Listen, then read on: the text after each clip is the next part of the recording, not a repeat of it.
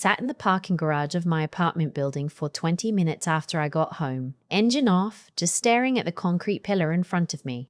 My hands were still shaking slightly, not from anger, from something quieter than that. Relief, maybe. Or the particular exhaustion that comes after years of holding something up, finally letting yourself set it down. Let me back up. My name is Serena. I'm 31 years old.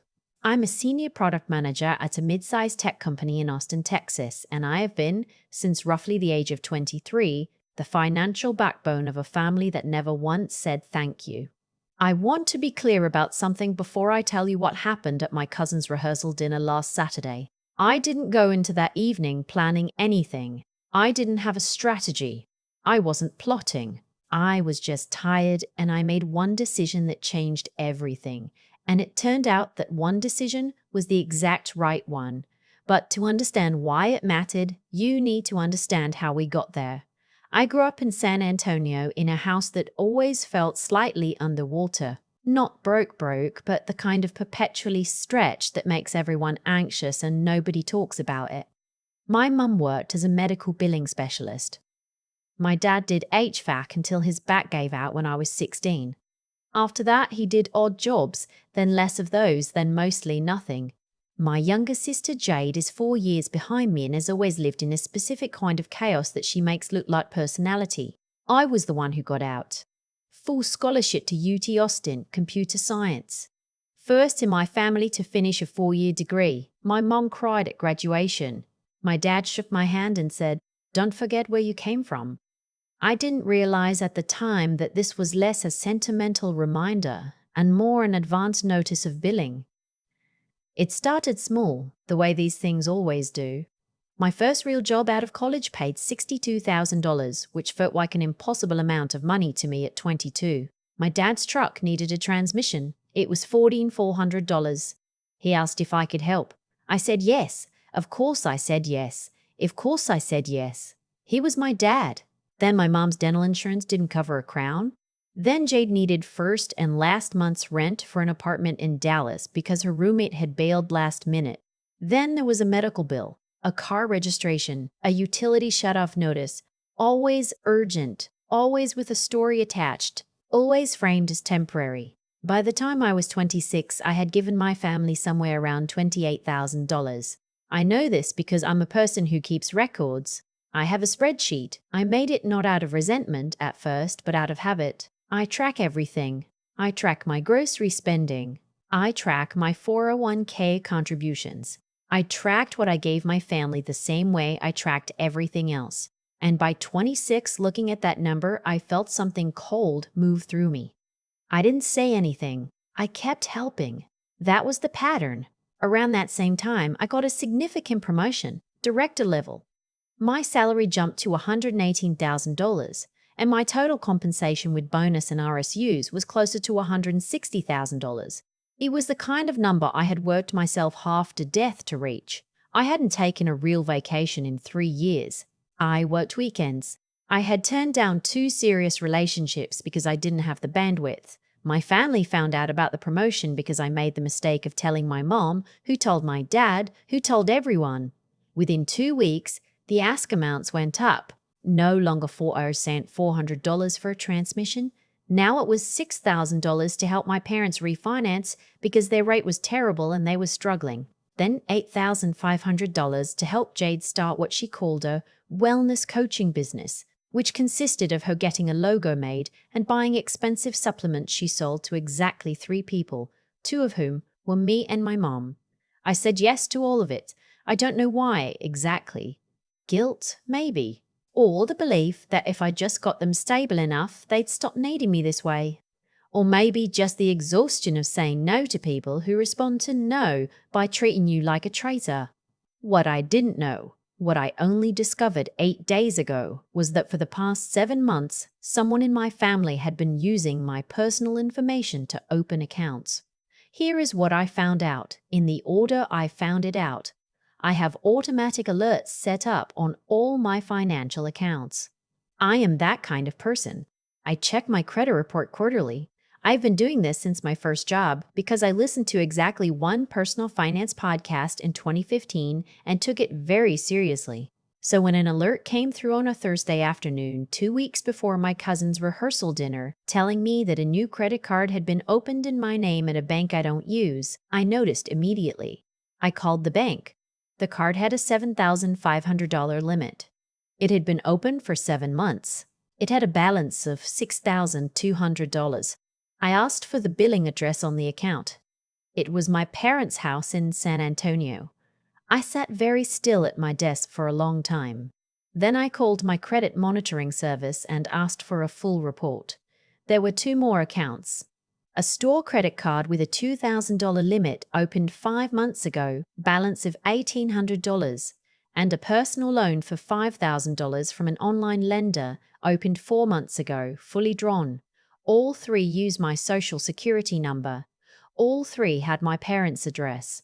All 3 had been opened while I was sending my family money voluntarily, regularly, without complaint. The total unauthorized debt opened in my name, $13,000. I did not call my parents that night. I did not call Jade. I sat with this information in the same way you sit with a diagnosis, turning it over, examining it, understanding that everything you thought you knew about your situation has just been reclassified. The next morning, I called an attorney. I am lucky enough to have a friend from college, Owen, who does consumer law. I told him everything. He told me I had a clean case for identity theft, that I should file a police report, that I should dispute all 3 accounts with the bureaus, and that I should document everything before I confronted anyone.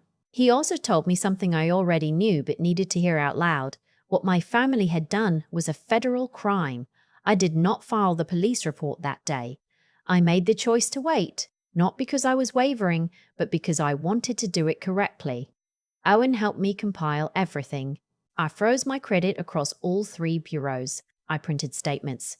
I took screenshots. I built a folder on my desktop that I titled, with some dark humor, Receipts. And then, because I had already committed to attending my cousin's rehearsal dinner before any of this came to light, I decided to go. My cousin, Tessa, is one of the few people on my dad's side of the family I actually like. She's 27. She's marrying a man named Greg who seems genuinely decent, and she had personally called me 3 weeks earlier to make sure I was coming. The dinner was at a private room at a steakhouse in San Antonio. The kind of place with leather booths and a perhaps fixie menu and a wine list that starts at $60 a bottle. My parents were going to be there. Jade was going to be there. I knew this. I went anyway. I drove down from Austin on a Saturday. I gave myself the 90-minute drive to be calm. I put on a podcast about urban planning and I listened to it very deliberately, and I did not rehearse anything. I found out when I arrived and checked in with the host that the dinner was a set menu at $85 per person and that there were 22 people attending. I did the math without meaning to. That was $1,870 before tip and before anyone ordered anything off menu. I found my seat. I said hello to people. I hugged Tessa. I complimented Greg's jacket. I was fine. I was normal. My dad found me about 15 minutes in. He looked good, more relaxed than I'd seen him in a while, which, in retrospect, makes sense. He hugged me. He said he was proud of me.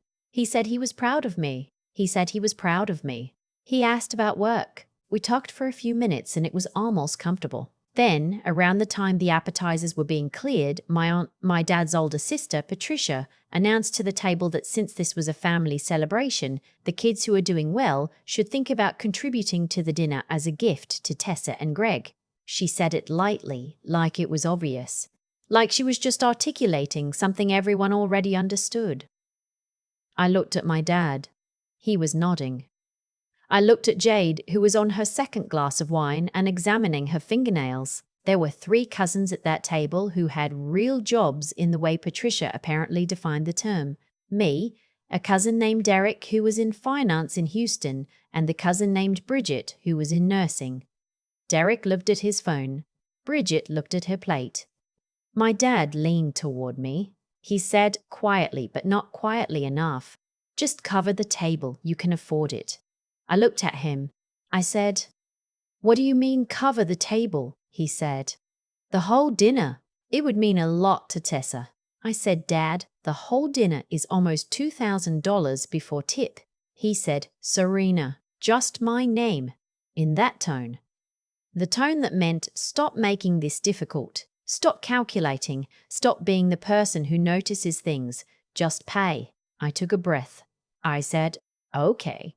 He looked relieved. He patted my arm. He turned back to his conversation. I waited until the main courses were served and everyone was settled. Then I excused myself to use the restroom. Instead of the restroom, I went to the host stand at the front of the restaurant. I explained to the host that I needed to pay separately for my own meal and drinks. One person, separate check. She was a little confused, but she made it work. I paid $97, my entree, 1 glass of wine, and my share of the appetizers. I tipped 30% because I believe in tipping correctly even when everything around me is falling apart.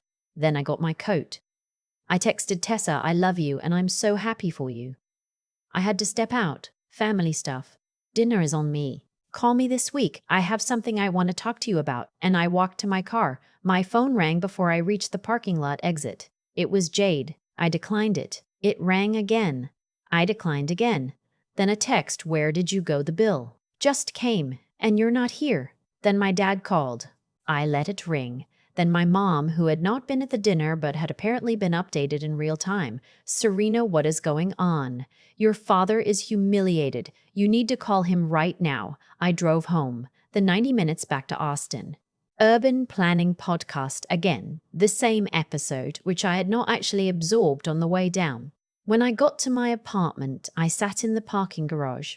I thought about Tessa, who had nothing to do with any of this. I thought about the $97 receipt in my bag and the $6,200 credit card balance in my name that I had never authorized. I thought about the spreadsheet I had been keeping for 8 years that totaled, currently, a number I don't want to say out loud. I went upstairs. I made tea. I opened my laptop. I wrote an email to my parents and Jade, not because I thought it would change anything, but because I needed to say it somewhere outside my own head. The email said, I know you're upset about tonight. I want to explain, though I'm not sure an explanation is what's needed at this point, more like a disclosure. Over the past 8 months, someone used my personal information to open 3 financial accounts. A credit card at First National with a balance of $6,200, a store card with a balance of $1,800, a personal loan of $5,000, fully drawn. All 3 list Mom and Dad's address in San Antonio. I have documentation for all of it. I have already contacted an attorney and frozen my credit. The next step, which I have been advised to take and intend to take, is filing a police report for identity theft. I am not sending this email to threaten you. I am sending it because I think you deserve to know what I know before it becomes an official matter. I love you. I don't know what else to say alongside that, but it's true. Serena, I sent it at 11:47 p.m. Then I closed my laptop and went to bed, and I slept for the first time in 2 weeks, like someone who had finally stopped swimming against a current and just let the water carry them. My mom called at 7:15 the next morning. I answered. She was crying. She said it was Jade. She said Jade had used my information. Once, she said just once, to open the first card, because she had needed help with something and she didn't want to ask me directly. Then it had spiraled. My dad had known about the personal loan. He had not known, she said, about the store card. I listened. I didn't say much. At one point, she said, you have to understand how hard things have been for us. And I said, I do understand. I've been helping for 8 years. I have a record of it. She was quiet for a moment. I said, Mom, I love you, but I'm filing the report. I'm not doing it to punish anyone. I'm doing it because my credit is my livelihood and what happened is a federal crime and I can't pretend otherwise. She said, your father will never forgive you. I said, I know. We hung up. I called Owen at 9. He walked me through the police report. I filed it that afternoon at my local precinct in Austin, and I filed a separate report with the FTC online. The 3 accounts were in dispute by end of day Monday. By Tuesday, all 3 bureaus had flagged them as fraudulent and begun the removal process. Jade called me 4 times over the next 3 days. I didn't answer. On the 4th call, I picked up. She said she was sorry. She said she had panicked. She said she thought she would pay it back before I noticed. She said a lot of things that might have been true and might not have been, and at this point it didn't matter, not because I was done with her as a person, but because sorry doesn't close 3 unauthorized accounts. I told her I heard her. I told her the matter was with the police and with the dispute process, and that I couldn't undo that, and that I wouldn't even if I could. I told her I hoped she got some help. Real help, the kind where you sit across from a professional and figure out why you make the choices you make. And I meant it. I genuinely meant it. My dad has not called me. That silence is its own kind of answer. Tessa called me the following Wednesday. I told her some of it, not everything, but enough. She cried. She apologized, which she didn't need to do because she had no part in any of it. She told me she was glad I came to the dinner. She told me she was her favorite cousin, which she says to everyone, but still landed the way it needed to. I'm writing all of this out, or telling it, I suppose, because I've been trying to understand what actually happened at that steakhouse on a Saturday night in San Antonio. On the surface, what happened is that I paid for my own meal and left. That's the smallest possible action, and yet it was the thing that broke the seal on 8 years of a pattern I had been too exhausted, or too guilty, or too conflict-averse to interrupt. My dad said just pay. He meant pay for everything. He meant swallow the discomfort and write the check and keep the peace and be the person we've all agreed you are. Instead, I paid exactly what I owed, not $1 more. That distinction between what I was asked to pay and what I actually chose to pay turned out to be the size of everything. I'm not angry. I want to say that clearly. Anger would be easier, I think. What I actually feel is something more like clear-eyed. I can see the shape of things now in a way I couldn't before. I can see how a family teaches you that your success belongs to them without ever saying it that plainly. I can see how the word family can be used as a kind of emotional garnish on what is structurally a one-way financial arrangement. I can see how long I let myself believe that helping was the same thing as being loved. It isn't. It can be, but it isn't automatically. I still talk to my mom. It's different now. There's a formality to it that wasn't there before, and I don't know if that goes away.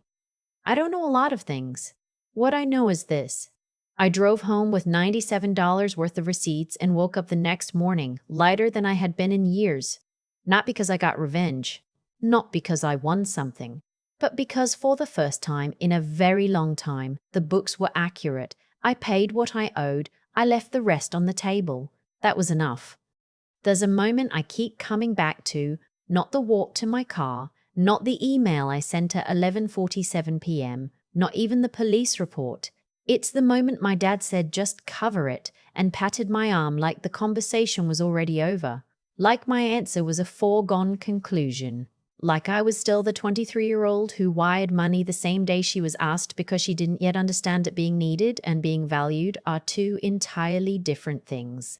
I think about what it actually took for me to get to that parking lot. Not the one outside the steakhouse. The one at my apartment building where I sat alone afterward. It took 8 years. It took a spreadsheet with a number I still don't say out loud. It took 3 unauthorized accounts opened in my name by people I loved. And it took 1 quiet decision at a host stand in San Antonio, where I paid $97 and left the rest exactly where it belonged.